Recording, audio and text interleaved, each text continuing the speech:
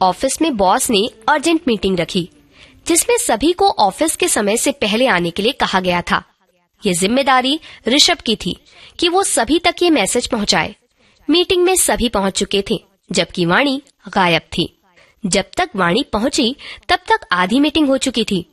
पहली बार वाणी देर से आई थी और इस तरह से सबको मीटिंग में देखकर वाणी का दिल धक से हो गया।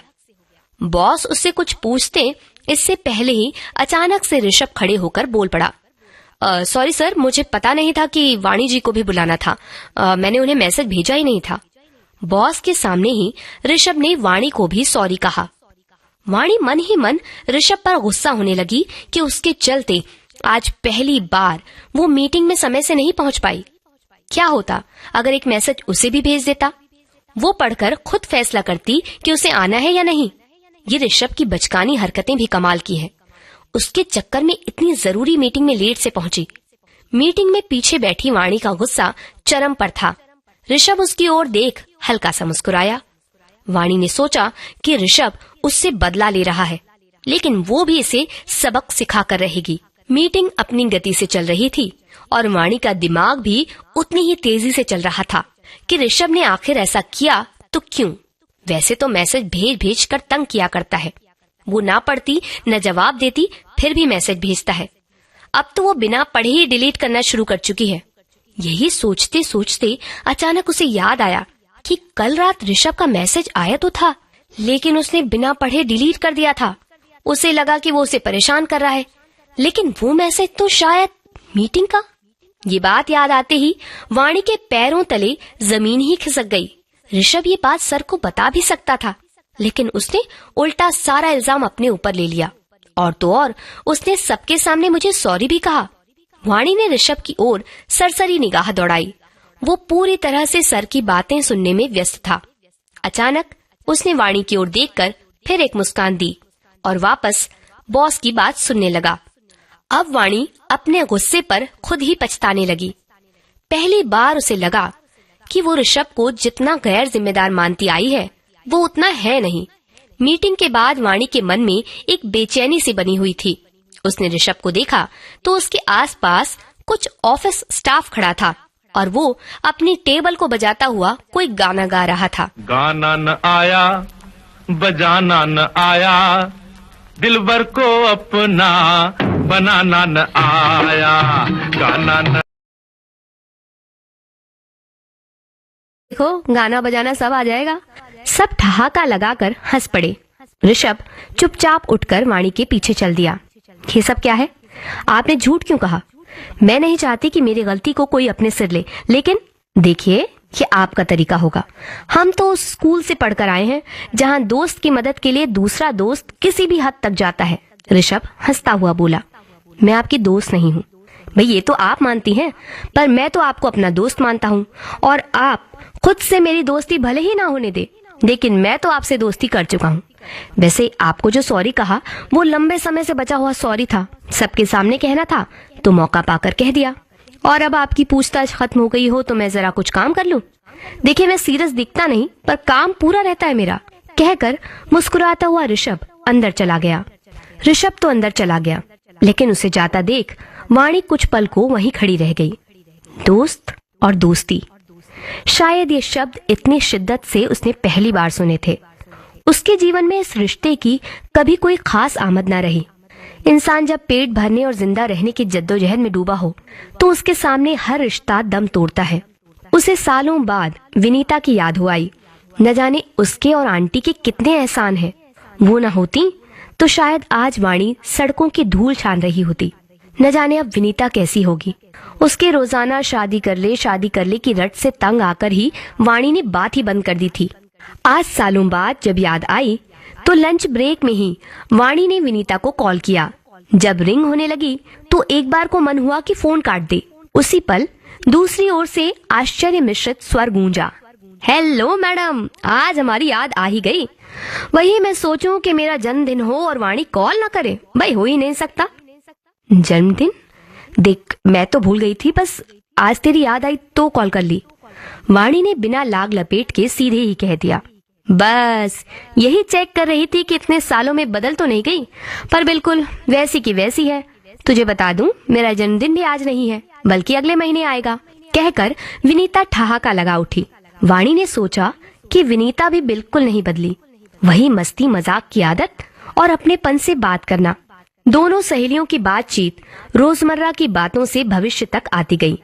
इसी बीच विनीता ने अपना चिर परिचित सवाल पूछा, और बता, लाइफ में किसी की एंट्री हुई? विनीता, वाणी कुछ कहने को ही थी कि उसे सामने से कैंटीन में आता ऋषभ नजर आया। वो एक पल के लिए खामोश हो गई। बस विनीता को बहाना मिल गया। ओह माय गॉड, इस सवाल पर तूने मुझे फटकारा नहीं, कुछ तो गड़बड़ है, अब तो जल्दी से तुझसे मिलना पड़ेगा। विनीता की बातों से अचानक वाणी होश में आई और बोल पड़ी, ऐसा कुछ नहीं है, बस एक दोस्त कलीग है। अच्छा जी, शुरू में तो सब दोस्त ही होते हैं, चलो भाई बात यहाँ तक तो पहुँची। विनीता ने छेड़ना शुरू कर दिया और वाणी खुद पर आश्चर्य करती रही कि उसने अचानक इस तरह से बातों का रुख कैसे मोड़ दिया, जैसे कि उसका खुद पर ही कोई काबू न हो। वो ऋषभ को देखते ही जैसे बातों से ख्यालों में मुड़ चुकी थी। अब विनीता के सामने उसकी चोरी पकड़ी गई, लेकिन ऐसी कोई बात तो उसे भी खुद पता नहीं थी कि अचानक ही वो क्या बके जा रही है। खुद को उधेड़-बुन में उलझा पाकर वाणी ने सबसे पहले छेड़ती हुई विनीता को अलविदा कहा। विनीता, मुझे काम है, बाद में कॉल करती हूँ। शर्मा के कहाँ चले हुजूर। उधर विनीता की बकबक जारी थी और उसने तो अब गाना भी शुरू कर दिया। जानू जानू रे काहे खन के है तोरा कंगना। अगर आप हमारे कार्यक्रमों से संबंधित कोई फीडबैक देना चाहते हैं, कोई सुझाव, कोई बदलाव चाहते हैं, तो आप हमें लिख सकते हैं vividbharati@gmail.com पर। सुनते रहिए हम सबकी वाणी, आकाशवाणी का पसंदीदा चैनल विविध भारती।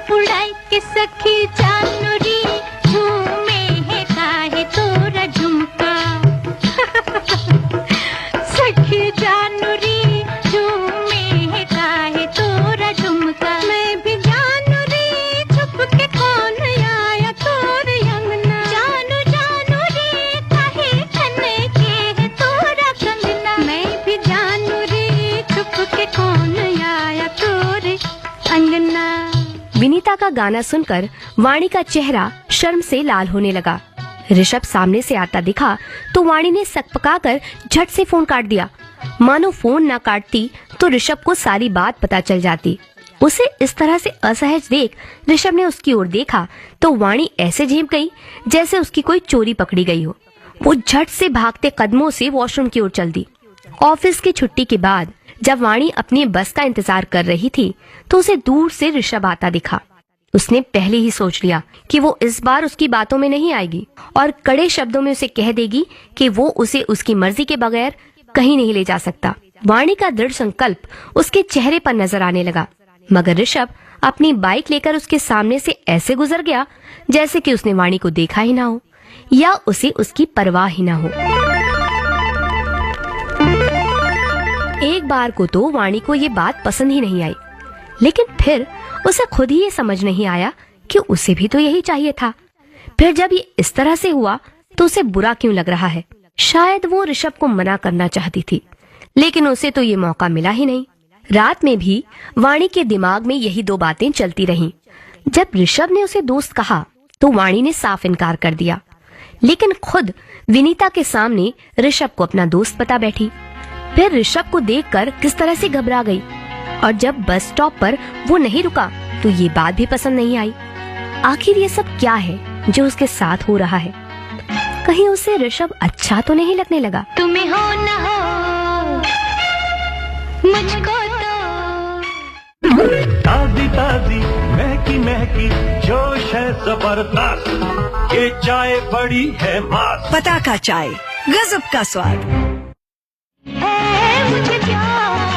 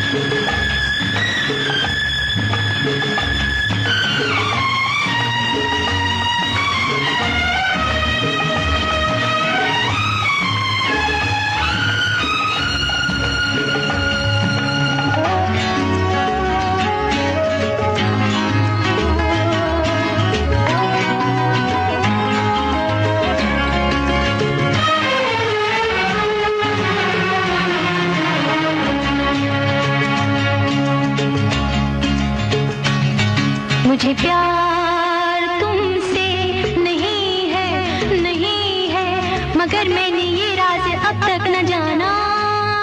मुझे प्यार तुमसे नहीं है मगर मैंने ये राज अब तक न जाना कि क्यों प्यारी लगती है बातें तुम्हारी, मैं क्यों तुमसे मिलने का ढूंढूं बहाना।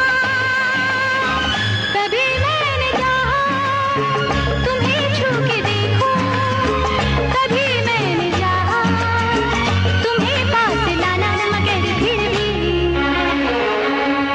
फिर भी इस बात का तो यकीन है मुझे प्यार तुमसे नहीं है मुझे प्यार तुमसे नहीं है तुम्हें हो ना हो मुझको तो इतना यकीन है।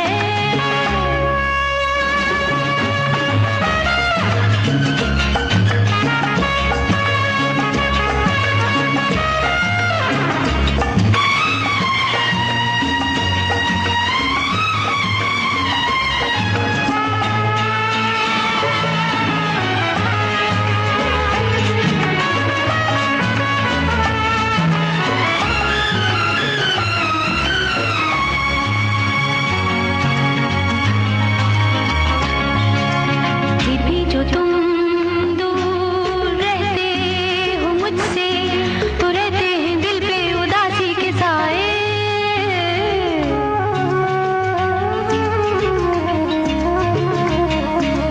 फिर भी जो तुम दूर रहते हो मुझसे, तो रहते हैं दिल पे उदासी के साए। कोई ख्वाब ऊंचे मकानों से झांके, कोई ख्वाब बैठा रहे सर झुकाए।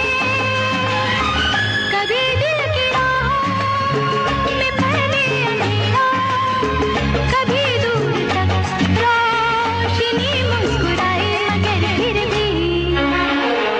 मगर फिर भी इस बात का तो यकीन है मुझे प्यार तुमसे नहीं है मुझे प्यार तुमसे नहीं है तुम्हें हो ना हो मुझको तो इतना यकीन है मुझे प्यार तुमसे नहीं है मुझे प्यार तुमसे नहीं है तुम्हें हो ना हो मुझको तो इतना यकीन है।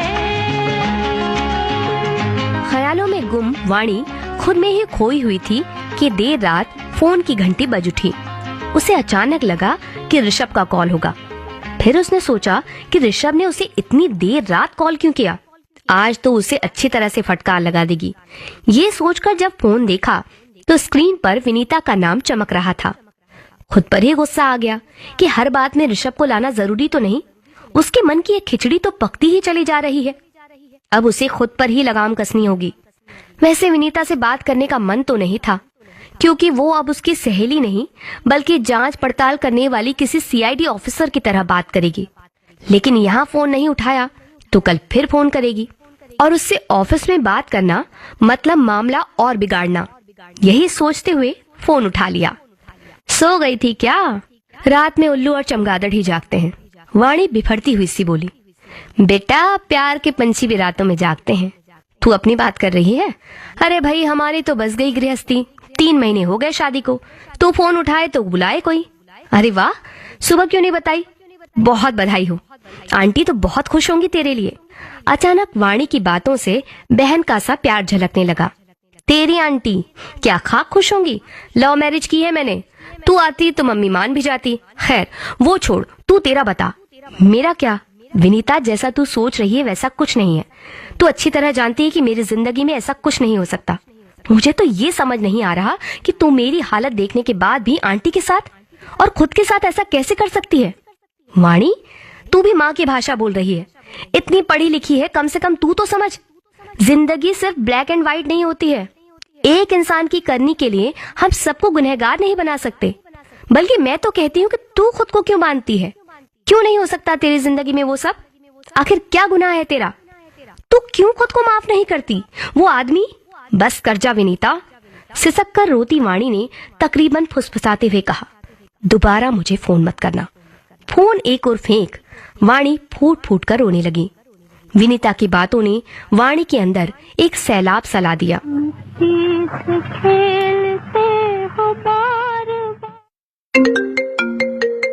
आपके मोबाइल पर आती है एक कॉल। नंबर अननोन यानी अपरिचित है। फिर भी आप उठा लेते हैं कि क्या पता कॉल जरूरी ना हो।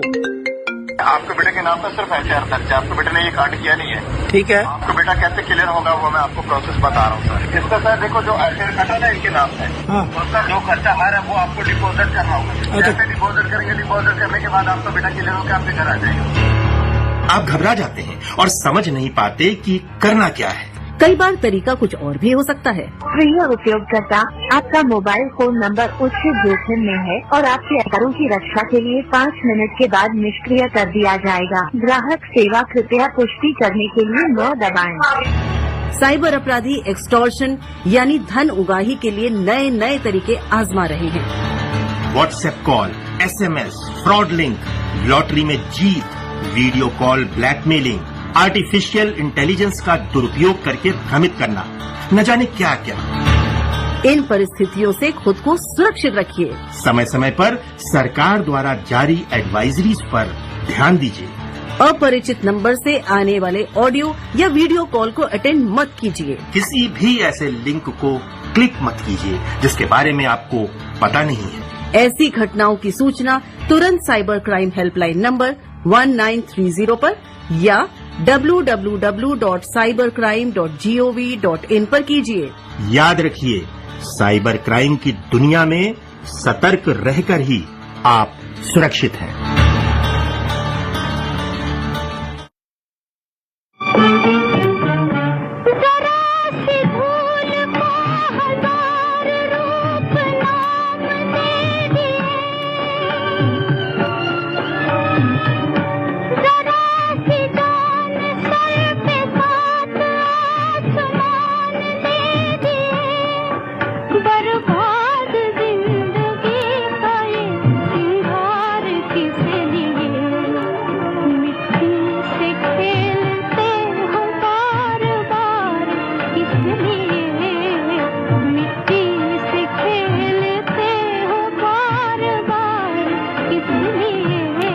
यादों में डूबना अक्सर उन्हें पसंद होता है जिनके जीवन में कई सुनहरी यादों का ढेर हो।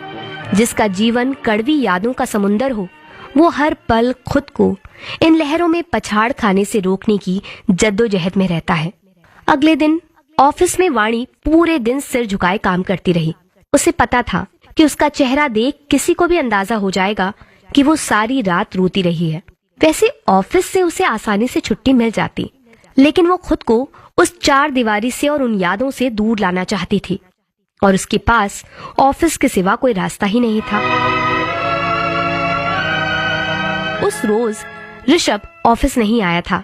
ये जानकर उसे संतुष्टि हुई। बाकी ऑफिस के लोगों को तो उससे कुछ लेना देना नहीं है, लेकिन ऋषभ वो जरूर जांच पड़ताल करता। न जाने उसके जीवन में ऐसे दोस्त अपने आप कैसे टपक पड़े जो उसकी मर्जी के बिना सारे काम करते हैं। अब चाहे कुछ हो जाए, उसे ऋषभ से भी दूरी बनानी होगी। उसकी जिंदगी में वो सब दोबारा नहीं होगा। वैसे अब खोने के लिए उसके पास है भी क्या?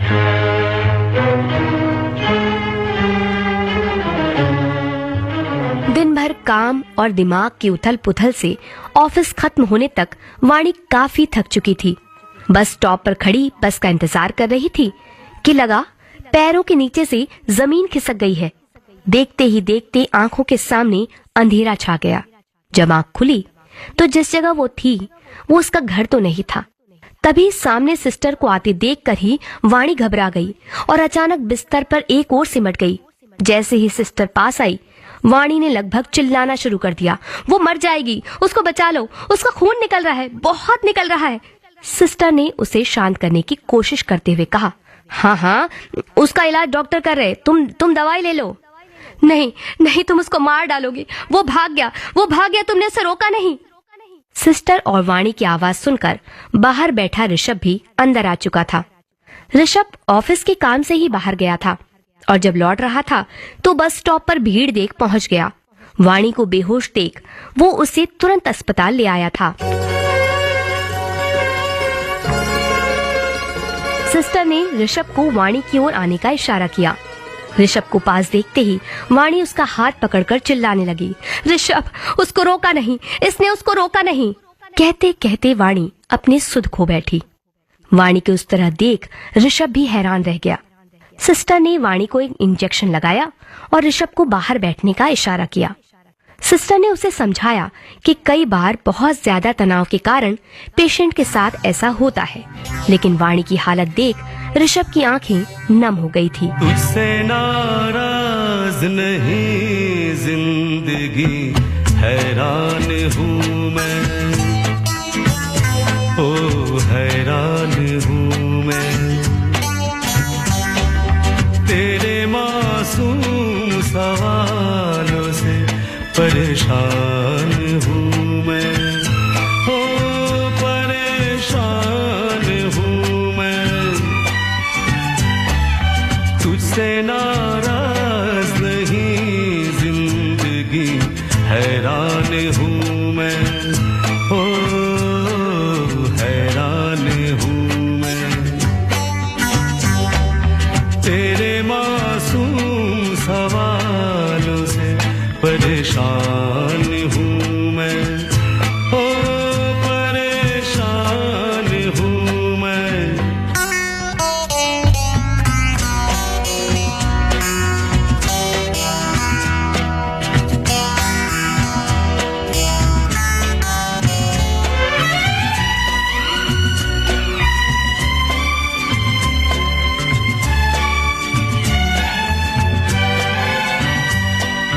जीने के लिए सोचा ही नहीं, दर्द संभालने होंगे,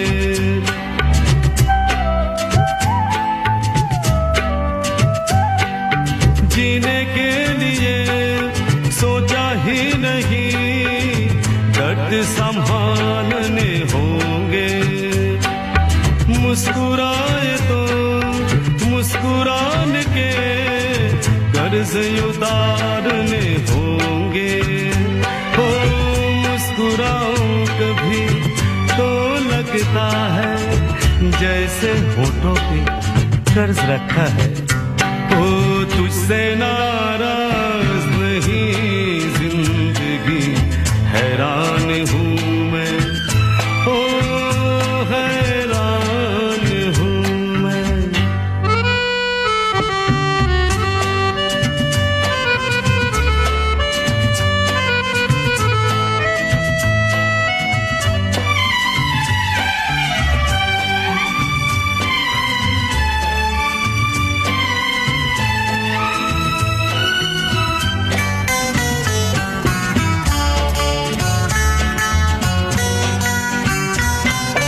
जिंदगी तेरे गम ने हमें रिश्ते नए समझाए,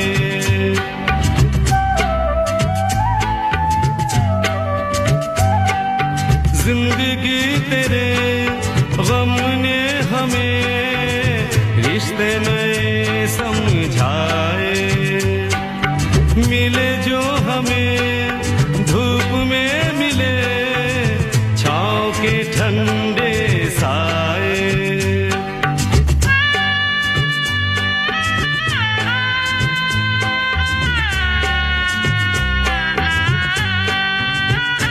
ओ तुझसे नाराज नहीं जिंदगी, हैरान हूँ मैं, ओ हैरान हूँ मैं।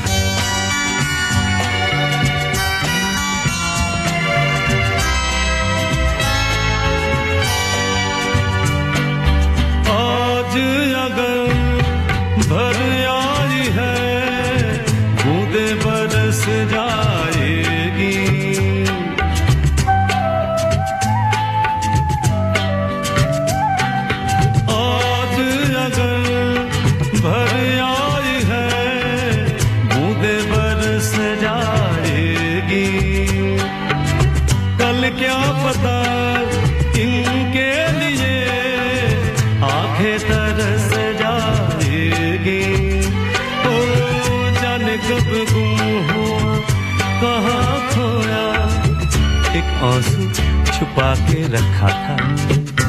ओ तुझसे नाराज नहीं जिंदगी, हैरान हूँ मैं, ओ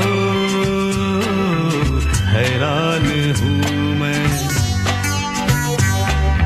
तेरे मासूम सवालों से परेशान हूँ मैं, ओ परेशान हूँ मैं, ओ परेशान हूँ मैं, ओ परेशान हूँ मैं। Hello mister. सिस्टर की आवाज से ऋषभ की नींद खुली। वो अस्पताल के वेटिंग टेबल पर बैठे बैठे कब सिर टिकाकर सो गया था, उसे पता भी नहीं चला। चौंक कर उठे ऋषभ को तो ये समझने में भी एक पल का समय लगा कि वो यहाँ क्यों है। तभी उसे वाणी की कल की हालत भी याद हो आई। यूं तो रात भर में वो कई कई बार उसे देख आया था और नींद में भी वो शांत ही लग रही थी, लेकिन उसके मन में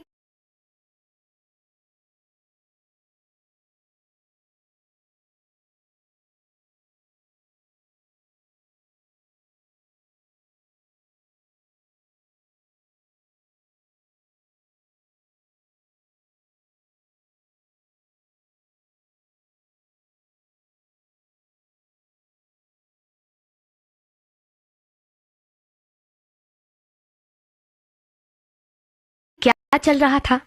ऋषभ इस बात से अब तक अनजान था। ऋषभ सोच में डूबा था कि सिस्टर ने उसे एक बार और पुकारा। हेलो मिस्टर, वो तुम्हारा पेशेंट को देखो जरा। क्या हुआ वाणी को? पूछता हुआ बिना जवाब का इंतजार किए ऋषभ वाणी के लेडीज वार्ड की ओर लपका। जाकर देखा तो हैरान रह गया। वाणी चुपचाप अपने बिस्तर पर सहमी सी बैठी थी। ऋषभ ने पास जाकर आवाज दी, वाणी अब कैसी हो? अपना नाम सुनकर वाणी हतप्रभ सी ऋषभ की ओर देखी और उसे वहां पाकर जैसे उसके सब्र का बांध टूट गया। वो ऋषभ को अपनी ओर खींचकर उससे लगकर रोने लगी। ऋषभ अब तक तो वाणी की रुलाई से परेशान हो जाता था, लेकिन उसे पता था कि ये रुलाई वाणी के लिए बहुत जरूरी है।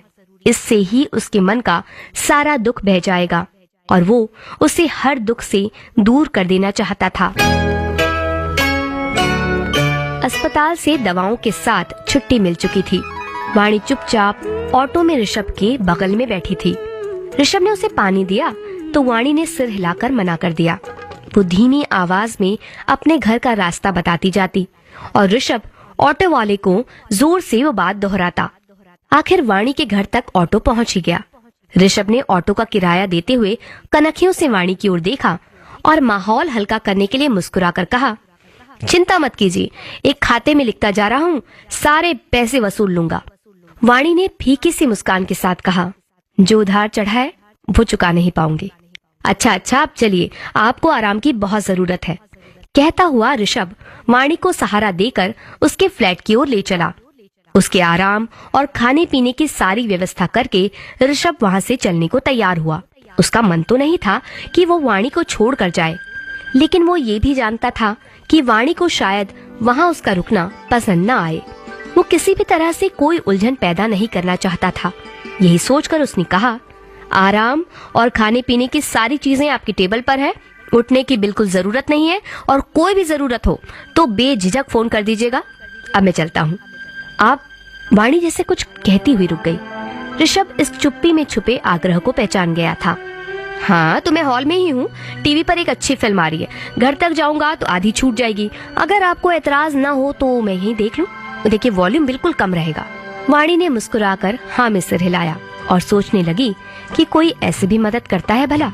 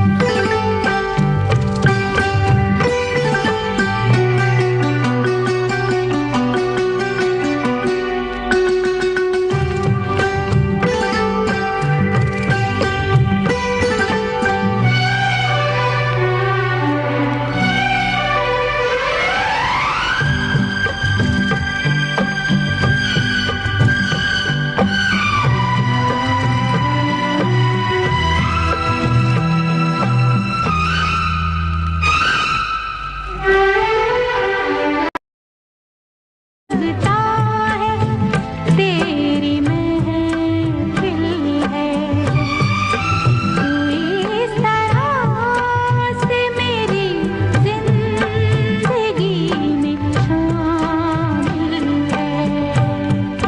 टीवी चलाकर ऋषभ तो कब का सो चुका था। यूं भी 2 रातों की थकान से शरीर बोझल था। इसी बीच जब फोन बजा तो वो चौंक कर उठा। वाणी ने ही कॉल किया था।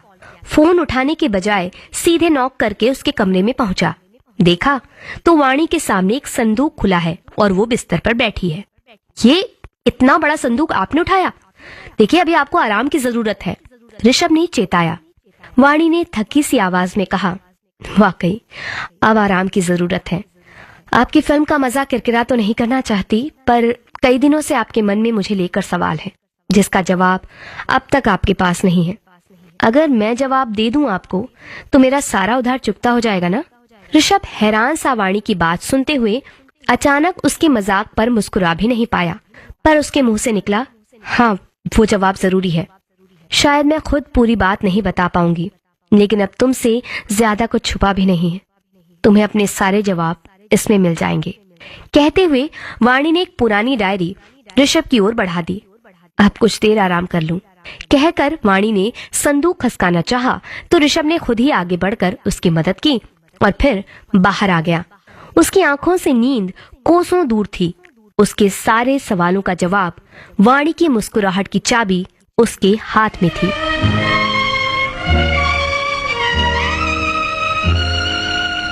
सारी रात वाणी की डायरी पढ़ते हुए ऋषभ को ये अंदाजा हुआ कि वो किस हद तक खुद को संभाले हुए है। जन्मदिन का पन्ना पढ़ते हुए ऋषभ के हाथ कांप गए और आंखों से आंसू झरने लगे कि उसे खुद पर गुस्सा आने लगा। किस तरह उसने वाणी की सबसे बुरी याद को ही कुरेद कर रख दिया था। वाणी के लिए ये एक शोक से भरा दिन था। इस दिन वाणी ने अपने पूरे परिवार को एक साथ खो दिया था और उसे अपने जिंदा बच जाने का मलाल था। और ऋषभ चाहता था कि वाणी उस दिन को सेलिब्रेट करे। कम से कम एक बार जान तो लेता कि अब तक उसने ऑफिस में अपना जन्मदिन क्यों नहीं मनाया। लेकिन इसके बाद वाणी की जिंदगी में आया तूफान इससे भी बड़ा था। जब उसे पता चला कि उसकी माँ ने जिस व्यक्ति से प्यार किया उसी ने उनकी जान ले ली। ये केस विनीता की मम्मी ने लंबे समय तक लड़ा भी, लेकिन एक रुतबेदार इंसान के सामने आम इंसान कब तक लड़ पाएगा। वाणी को उस इंसान से ही नहीं बल्कि प्यार से ही नफरत हो आई थी। वाणी की जिंदगी की ये डायरी उसके अकेलेपन की साथी थी, जिसने उसके साथ बहुत सी कड़वी यादों को बांटा था। इसे पढ़ते पढ़ते ऋषभ की आंखें भर आई थी। वो एकाएक उठा और वाणी के कमरे की ओर बढ़ गया। अब वो वाणी को एक पल के लिए भी अकेला नहीं रहने दे सकता था। तुम अगर साथ देने का वादा करो, मैं यूं ही मस्त नगमे लुटाता रहूं। तुम मुझे देख कर मुस्कुराती रहो, मैं तुम्हें देख कर गीत गाता रहूं। तुम अगर साथ देने का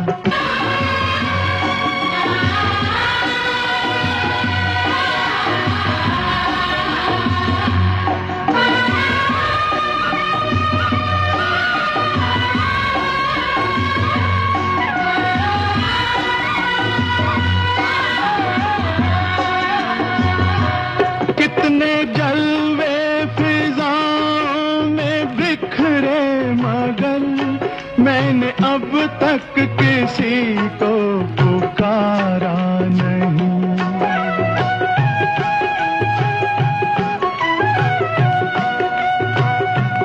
तुमको देखा तो नजरें ये कहने लगी, हमको चेहरे से हटना गवारा नहीं। तुम अगर मेरी नजरों के आगे रहो, मैं हर एक शय से नजरें चुराता रहूं।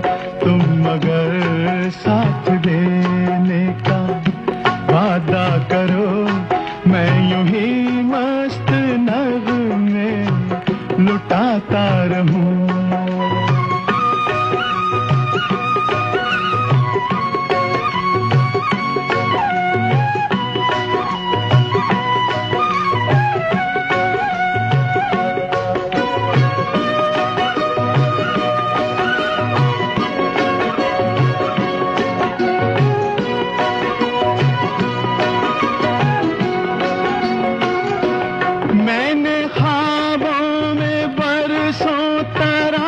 साज से, तुम वही संगे मरमर की तस्वीर हो।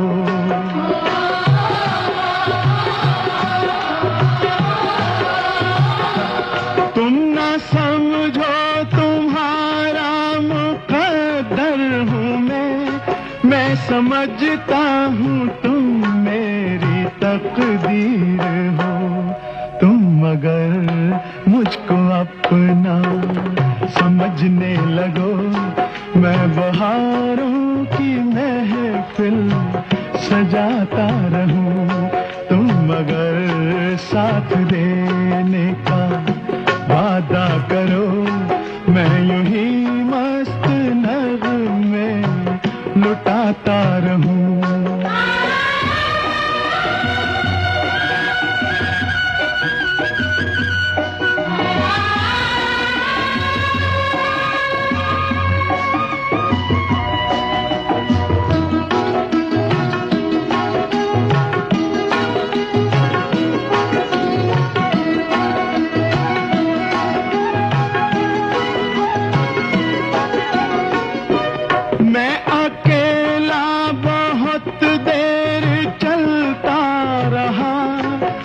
सफर जिंदगानी का कटता नहीं।